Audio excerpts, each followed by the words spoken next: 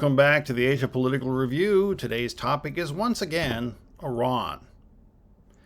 When Iran was on the receiving end of U.S. and Israeli airstrikes, which killed its supreme leader back in February, I think the confrontation there was really a war between a very small group of states. But 6 months later, I don't think this is something we can call a limited war anymore, because we know the end result. Iran closes the Strait of Hormuz, it hits American air bases in the Gulf, and you've got partners, Gulf partners, Kuwait, Qatar, the UAE being hit. And the fighting has started and stopped ever since. The thing here is the conflict trajectory is changed, and it's not being changed by Washington or Tehran. It's being shaped now by regional actors, and they're really proxy actors. I'm talking about Saudi Arabia and Yemen's Houthi movement, which is, I think, Iran's most active and important regional partner. So the purpose of today's video is to talk about them, what they've done, why they've done it, and really to tell you that, look, hey, where is this war going? And really, it's bad news for the United States, and I think this war is becoming more and more unwinnable as these actors get involved. When that opening strike happened, it collapsed over a decade of diplomacy. The 2015 agreement that limited Iran's nuclear enrichment fell apart.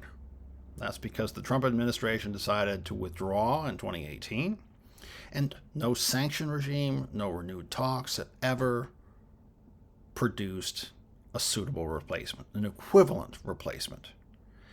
And Iran has lost, too, because its position has deteriorated. Because in 2023, Israel degraded Hezbollah, it degraded Hamas, and in a 12-day war last year, it struck Iran directly. The American objectives in this conflict were to eliminate Iran's ballistic missile capacity, to eliminate its navy, and to prevent it from ever acquiring a nuclear weapon, and to sever support for Iran's regional proxies. But none of this has worked out. It's actually worked out in the opposite direction. So the addition of Saudi Arabia and the Houthis make all of these objectives much, much more difficult to accomplish.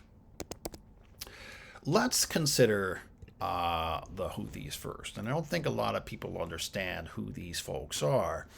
They're formerly called Ansar Allah, which is a Shia movement, and they have held the Yemeni capital and most of the north of the country of Yemen since around 2014. And Iran has been doing a lot of investing in the country, in the group, for a lot of more than a decade. It supplies missiles and drone technology through proxies like Hezbollah and through its own Revolutionary Guard. And I think that the relationship is important to Iran because it gives Iran access to the Red Sea, and it gives them a kind of lever against Saudi Arabia without exposing Iran to retaliation on its own territory. Most significantly, though, the Houthis are the least degraded of Iran's regional network, or we call it the axis of resistance, even after 2 years or so of Israeli bombing and American airstrikes everywhere else. This alignment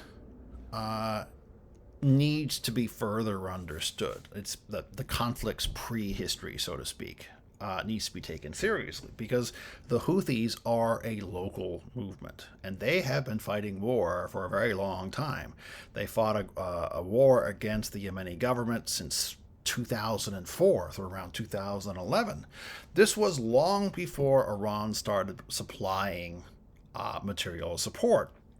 So when Iran arms the group, mainly after Saudi Arabia's 2015 intervention, then they get stronger. But the idea that the Houthis are a creation, solely a creation of Iran, I think is false. And this intervention by Saudi Arabia into Yemen is nasty. And the intervention itself has produced horrifying consequences. A 2016 Human Rights Watch report documented around 36 unlawful coalition airstrikes on schools, on hospitals, on internally displaced persons camps, and the United Nations back then, at the first year of the war, 3,200 civilians killed and 5,700 wounded. Most of them came from coalition airstrikes. There was a parallel blockade which left 14 million Yemenis food insecure by the end of 2015. 2 years later, the cumulative death toll climbed past 10,000 dead and more than 40,000 wounded. And of course, millions of people were displaced. We can't put all this on the Saudis because none of this happens without American assistance. Human Rights Watch traced, documented billions of dollars in U.S. weapons sales to Saudi Arabia in 2015 alone. We're talking about Patriot missile systems. We're talking about precision-guided bombs that were used in Yemeni airstrikes, alongside American military personnel that were embedded in Saudi command centers. One estimate suggests that there was $20 billion in arms sales and nearly 2,000 American refueling missions. One United States congressman, who was a colonel at the time in the U.S. Air Force Reserve, Ted Lieu, called this whole act morally outrageous and said that, look, if American pilots were flying the same missions, they'd end up being court-martialed, and I think he's probably right. But there are more grievances here. More were open in November of 2023 because the Houthis began striking Red Sea shipping. They did so in solidarity with Palestinians during the Israeli offensive on Gaza. And they started targeting vessels that were linked to Israel, linked to the United States, and linked to the UK. But that didn't do them any damage at home. In fact, it gained them a great deal because the Houthi leader gains a ton of local legitimacy. There were murals painted of him as far away as Turkey. And the branding of the group won its sympathy far beyond its own borders. And this was in contrast to the United States, the European Union, and NATO, which were condemning these attacks. So by the time the 2026 war begins, the Houthis carry into this Iranian alliance with a real regional legitimacy.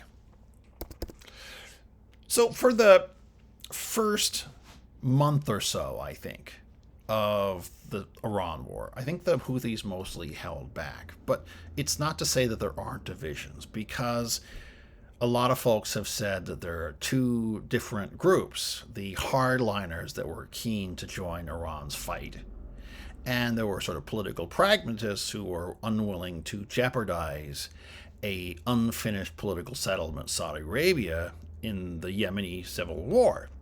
But I think the conventional wisdom is that the hardliners prevailed because in March, the group responds with airstrikes on Israel.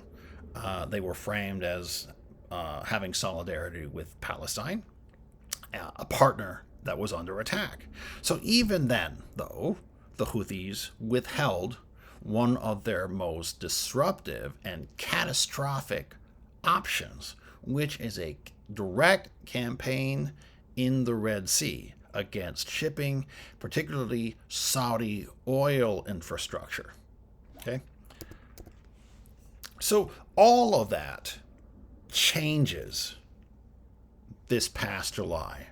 So in the months or so after the funeral of the supreme leader, and after a Saudi airport strike in Yemen, after a Houthi delegation tried to breach an air blockade, this triggers a new cycle of retaliation, which meant that the Houthis start striking Saudi Arabian airports. They claimed attacks on 2 Saudi oil tankers, and days later, they struck Aramco, or Saudi Aramco oil facilities. Then what they've done is they declared a naval blockade or maritime blockade of Saudi Arabia. In fact, when that news hit, Brent crude went to over $100 a barrel.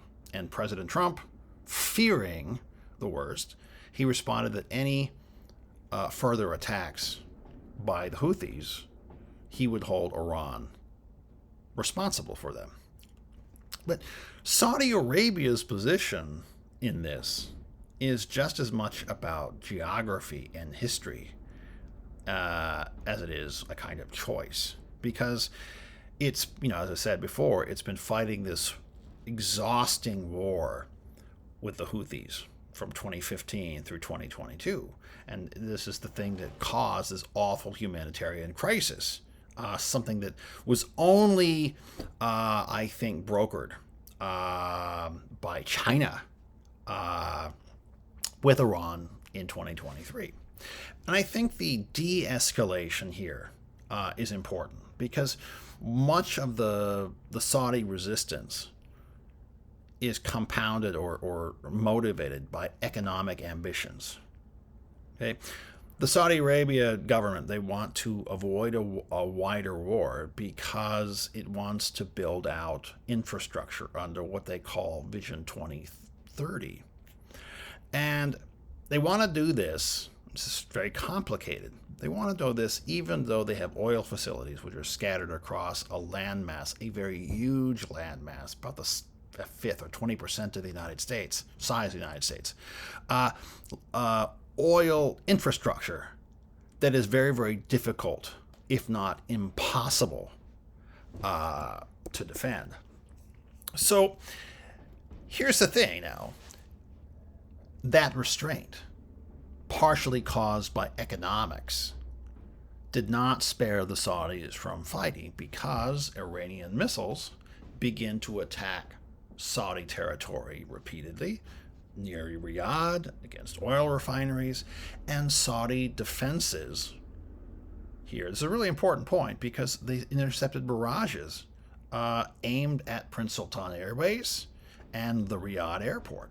And Iran-aligned militias in Iraq started launching drone strikes on Saudi infrastructure as well.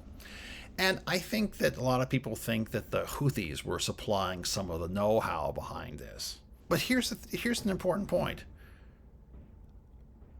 The Saudis confined themselves, they limited themselves to intercepting incoming fire rather than actual full-out retaliation because they worried that any strike back could reopen a southern front.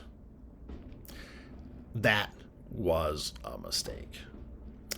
That calculus, that consideration broke down in late July because following the Houthis' attack on a tanker and the oil refineries, the Saudis finally, in their air force, joined American airstrikes on Iran-backed militias in Iraq, including a popular mobilization unit with links to Hezbollah. And this was described by many as a kind of a new phase in the war, in which a country had been really avoiding the fight or becoming an active participant against this Iranian regional network. So if you take all of these things together, these two shifts explain, I think, why proxies, not just direct combatants, may be to they might be explain why the outcome is so unpredictable, because Iran's relationship with the Houthis lets Tehran raise the costs for Saudi Arabia and for global shipping without exposing them to territorial damage in Iran or further retaliation. And this is precisely the kind of leverage they need. That makes the limitation, the aim of severing Iran's proxy port difficult. So what's happened instead is the proxy dimension has expanded.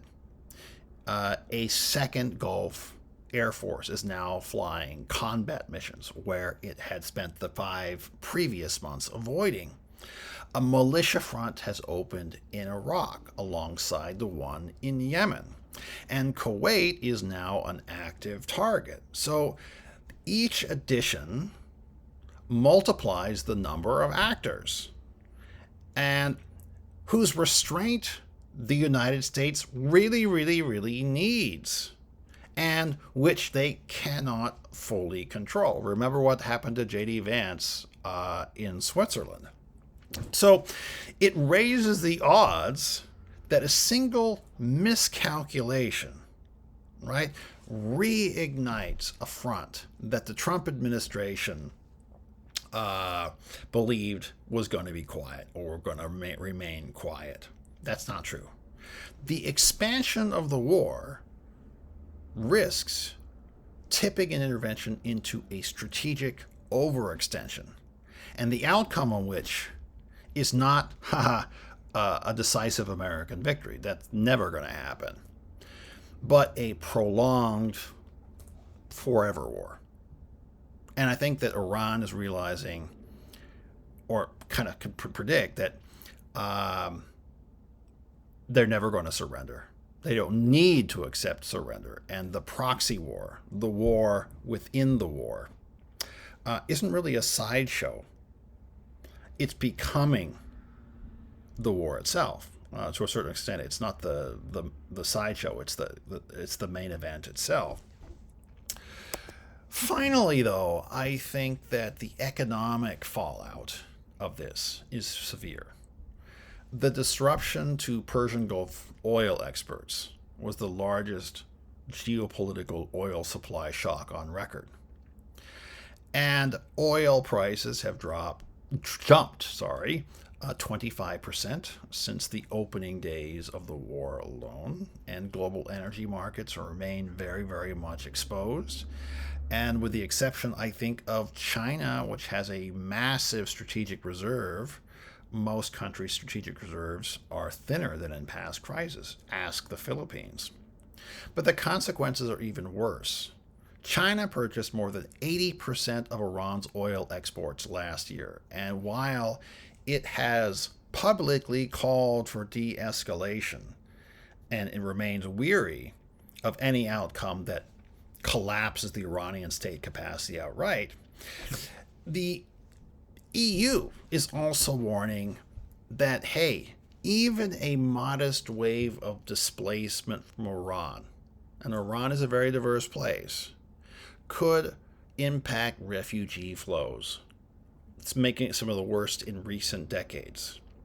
And that makes states that were constrained, like, for example, during the Syrian refugee crisis, states that have already hosted a lot of Syrian refugees or still host Palestinian refugees, it makes it very, very difficult and very, very challenging. So the war has deepened the rivalries among Gulf states themselves, and the complication that I've explained here, right? This mess makes regional security cooperation with Washington much, much harder to achieve. It doesn't make it easier. So it's also worth noting, I think, that the assessments of the war are divided. American officials have wrongly framed the campaign as necessary to end Iran's nuclear and missile capacity. That's failed. Some have suggested that this is a strategic overextension, while others say, hey, the civilian toll across Iran and its neighbors are mounting. And people are wondering how allies and adversaries, I think, are going to respond. So none of this stuff is resolved. And the Trump administration has gone back and forth here, saying that it will keep striking Iran in the weeks ahead. And then just this morning, Trump said that he's going to pause the war in Iran. Diplomatic efforts mediated by Pakistan, by Turkey, by Qatar, have repeatedly stalled. And I think that Gulf mediators have been very, very pessimistic about really finding any off-ramp. And I think the Trump administration also realizes it. So here's where we're at. Saudi Arabia nor the Houthis have started this Iranian conflict. And I don't think any of them can end it. But let's start with where the Americans wanted to be. They want to disable Iran's military capacity, its nuclear capacity, and it wanted to dissever Iran's proxy network. We have the opposite. It has watched that proxy network expand, and now you have a Gulf Air Force pulled into direct combat. We have a potential new front in the war in Iraq, a front that adds Kuwait as an expanded target. So if there's any one point, one argument I want to make here is that the entrance of proxies make an American victory in Iran look very, very difficult. And I think the future of this conflict looks more and more bleak. And as the roster, so to speak, of actors grow, this looks more and more and more like a forever war. And that is a war I think Trump will have nightmares about. So let me know what you think about all this in the comments, and I'll see you next time.